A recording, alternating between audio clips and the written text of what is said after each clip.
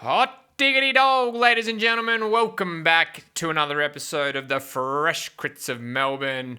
We're somewhere a little bit different today. We're down with St Kilda Cycling Club, hitting it out on the hot dog circuit on the Albert Park back straight. Very, very excited to be down here today. This is the first one of 3 races that St Kilda is running throughout March. It's been a long time between drinks for St Kilda, so it's just fantastic to see them back and mixing it up on Alberto Park. So it's a hot dog circuit. It's never done one before, and this is with A grade. As you can see, Terence on the front giving it beans. A ripper course, up and back, really, really safe. They've set out, when we get down to the corner, you'll actually see they've set out the corners really, really well. It's not just one single witch's hat. They've rounded the corner, so it's nice and safe for all the riders on the course for both directions. It was a really good atmosphere. It was a beautiful day, blue skies. You couldn't ask for anything better. This is my first ride back in a very long time. I've been over in Tassie doing a bit of mountain biking. Well, I don't know if it was mountain biking, a lot of crashing, as you can see in this clip here.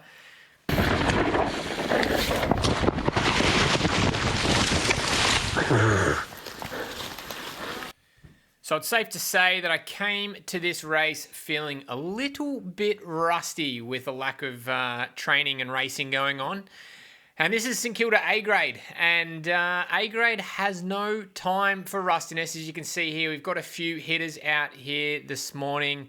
A lot of NRS teams have come down to mix it up at the St Kilda Crit. So yeah, it makes things really, really interesting. So as we're just coming into the bottom corner here, you'll notice how well St Kilda have set out the bottom of the course, made things nice and easy to take this corner nice and wide. And most of the riders do look after themselves. There's a little bit of undercutting, I guess, so to speak, as we come around this corner. But really, at the end of the day, everyone holds their line and is quite safe. This course, very similar to Hawthorn in terms of you come around that corner and you bang, spiking up to 1,000 watts in order to just accelerate out of the corner. And straight away, you can see little gaps that start to open up. So I'm panicking here, being like, fuck, I don't want to drop a wheel so early, but really there's no need to panic because quite often than not, they'll send it out of the corners, they'll then sit up, wait for any attacks, and then hit it down the back straight. Which is exactly what happens here. As you can see, number 177, Speedy the Little Master, launching an attack off the front. TJ's all over this, followed by Pat Lane and Pat, the two Pats, are straight onto that, preempting that attack, and they get a little bit of a gap off the front. No one's really too willing to work as Pagey's sitting on the front, punching out a nice tempo. It is still very early in the race to be up to this sort of shenanigans. But safe to say, on a course like this, where you're constantly being able to track where the riders are, as it's a hot dog, breakaways are very, very hard to get away from. So, look, we'll skip ahead, but before I do, if you like this sort of stuff and you see yourself in the video, hit that like button, chuck us a comment down below. Please subscribe, it does help the channel. And yeah, we'll skip ahead into a bit more of the race and pick it up there. All right, so I wanted to just pick this up just like 30 seconds since the intro. We haven't gone very, very far in this race because I wanted to highlight the importance of finding passing lanes when you're racing an A grade. So what you'll find generally in these sorts of races is because you've got hitters everywhere, the pace is always high, which means the group is quite strung out. Very rarely will you find the group in B grade or C grade where there's quite a bunch and that's almost 3 abreast across the road. Because these guys are all hitters and they want to put everyone on the ropes early, you'll always find these races really, really strung out like they already are. So ensuring that you're, number one, moving up efficiently and finding those passing lanes like I've done here to move myself into third wheel is really, really important. Otherwise, you get stuck at the back and you're having to work really, really hard coming in and out of corners because of that Constina effect, where basically, maybe that's not the right word, but where basically as you come into a corner, the front of the group stops, slows down, which means the back of the group almost comes to a complete standstill. And then when you come out of the corner, the guys are already, 100 meters up the road and you're playing catch-ups, trying to force 1,000 watts out of tired legs just to stay with the wheel in front of you. So that's just one of the things you've got to be mindful of, is trying to move up efficiently. So here we are, I've got Pagey right in front of me, MrAero.com, putting in a monster effort just to stay with the guys up the road. Already, we're 6 minutes in, the heart rate's up 188. I'm way above threshold right here. We come into this bottom corner. Let's see how we go. On the brakes early, dip the bike in. See, I'm on the wrong side of Pagey here. Ideally, would have liked to have been on the inside, because basically now I'm boxed in and caught right against the barrier, so I don't really have that opportunity to move up. But I think in this situation, I'm just wanting to find a good wheel to sit. Pagey's a very, very qualified rider, so I know he's got the, good intentions and good wheels to follow. So let's move a little bit further ahead and see how we go from there. All right, so I found myself on the front of the race with TJ and Speedy up the road as we enter the bottom corner, solo with a little bit of a gap behind me. You really want to hit the apex to make sure you're carrying as much speed as you can through that bottom corner. I think I dipped down to 28 kilometers there as you come through. Obviously, with the boys up the road, I don't really want to do any attacking, or just want to kind of slip into the draft and make my life easier. And you can already see, just by sitting at the front, yes, there's always going to be surging as the guys launch, as the elite guys launch out of the corner. But when you're at the front, you can kind of contain yourself a little bit, which allows you to save up on some energy as Derek swings off there, save up on some energy and not have to completely bury yourself. So right now we've got, I believe that's Pat Lane on the front, and there goes Nick sending it down the inside. Pat looks around, who's going to do any work, and sits up. He's not interested in having to chase this down. He's really mindful that, he wants to save his energy, his matches for the sprint, and knows that there's going to be plenty of other guys to come around to do some work. Now, the problem with that is when those guys do, go to launch and catch the guys up the road, there's that slingshot that always comes through again. But looks like with Page on the front, he's pretty happy just to let everyone sit in, which is fair enough. We're here with so many really, really strong NRS teams. You've got Oliver's right in front of us now. You've seen Inform sitting in there as well.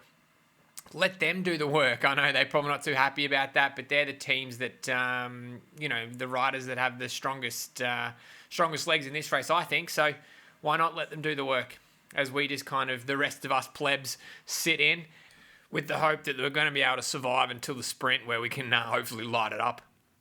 Heart rate, don't lie. That heart rate is not broken. It's just been attack after attack after attack with no real time to sit in and survive. Now, mindful, I'm out of form, been mountain biking on the beers as they do, and the legs and heart and everything does not really want to play ball today, but, it's all a part of it, So we got Pat, who's been a bit of a regular here on Fresh Crits. He's in ripper form at the moment. He's in front of me there, 189. As there's a small split up the road. With this bunch, we've got a lot of hitters. We've got Pat Lane, we've got Derek in the mix, and we've got a Nero Continental guy. Now, coming around this corner, you can see I've left a gap on the inside there, and that means there's been a gap. Now, there's a saying in footy that it doesn't just take one sort of mistake for the opposition to score a goal. It's many little things that cause that, and this is a prime example of that. So I've been caught with having to, hunt down a gap that was caught by the rider behind me calling inside. And we'll play it again to show you. And basically, I had to bridge across to make that gap. Pat Lane turns to Pat and says, "Mate, jump on my wheel. We're going for a bit of a send up the road to catch on to these boys." And unfortunately, I had absolutely nothing in the tank. So it's just left with me. We've got the Nero Continental rider on my rear cam right now and Derek. But, I've blown to smithereens right now. I can barely hang on, can barely touch the pedals. And I'm literally just a passenger for these boys. Derek's really, really strong. Been doing a whole bunch of track stuff. Was really strong through the Melbourne and Warney. I think he might have won B grade. Comment below if I got that wrong. But I'm merely a passenger now. So and basically, this was the end of the bike race for me. We're going to go back and have a look at that corner where it all kind of went wrong. See what I could have done differently. And then we'll jump back to where we are now and we can go from there. All right, let's give it a bit of a state of play of where we're currently at in this bike race. We've just ticked over to 23 minutes and I'm already cooked and I'm about to blow up. Now, I'm about to tag on the video the Trivello rider in the white kit who is going, as we enter this corner, he's obviously pretty cooked as well. He comes in on the inside, shouts inside. I don't want to have a bit of a crash, so I swing out wide to let him in. In doing so, he creates a gap in front of me where Pat explodes out of, and a gap creates. So let's go back into this video. We'll play it in slow-mo and we can identify what we could have done differently. Okay, so we come into the corner here. Trivello rider comes on the inside, gives me warning that he's there, which I'm thankful for. I hear that and I swing wide because I don't want to have a bit of a crash. But you can see I was right behind Pat coming into that corner, and by swinging out right wide and effectively taking a bad corner, you can see that's 3-4 bike lengths already put into me there. And when you're already cooked, that's pretty much the end of the bike race. So, you know, lessons learned, I guess. Like, it is one of those things. There's absolutely no harm done from the Trivello rider. That's just bike racing. I'm sure I've done shitty things like that before, but that's just the way of the world. So here we are back in the grind, trying to get back in the break. But look, like I said, I'm pretty done. All my matches are gone, but you can just make out the group in front of us. They're probably not more than 100 meters out, which is absolutely nothing. But when you've got a huge field like that, and you can see here, you know, it's just so hard to claw that sort of lead back in these sort of hot dog circuits, especially when you're exposed like this. But look, that's a wrap. I'm sorry I wasn't able to give you to the end of the race, but sure enough, there's going to be plenty. I've got plenty more footage to put together. I know I've been a little bit slow on my end to get stuff done, but please stay tuned because I do have a few more videos to put up, not just of myself, but from other riders as well. And if you've got your own footage, please flick it through or get in touch because I'd love to have a bit of a look at you as well. That's pretty much a wrap. Thank you again for watching. Hope you have a fantastic afternoon.